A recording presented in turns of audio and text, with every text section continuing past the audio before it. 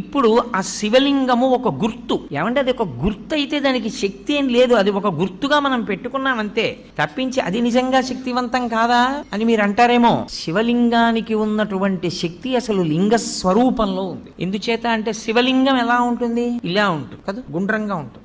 ఇప్పుడు ఇలా గుండ్రంగా ఉంది అని నేను అన్నాను అనుకోండి, శివలింగం ఇంత ఉంది, ఇంతదైతే అప్పుడు అందులోకి పట్టేవి ఇంకొంచెం పెరిగాయా? ఈ గది అంతా అన్నాను అనుకోండి, అప్పుడు ఈ గదిలో అన్ని అందులోకి పట్టేశాయా? ఆంధ్రదేశం అంతా అని తిప్పాను అనుకోండి, ఆంధ్రదేశం అంతా అందులో ఉందా? అలానే తిప్పుతూ ఈ బ్రహ్మాండం అంతా అన్నాను అనుకోండి, ఇప్పుడు ఈ బ్రహ్మాండం అంతా ఎందులో ఉంది? అందులోనే ఉంది. అంతా ఎందులో ఉందో అది లింగం, అంతా ఎందులో పెరుగుతోందో, అంతా ఎందులోకి కలిసిపోతోందో అది లింగం. ఇప్పుడు పరమేశ్వరుణ్ణి యథార్థముగా సూచించుటకు గుర్తు శివలింగము. కాబట్టి కంటితో కనపడినది కాదు, ఇది సర్వవ్యాపకమైతే ఇది చుట్టుకుంటే నిజానికి దీనిలో ఈ బ్రహ్మాండమంతా ఉన్నది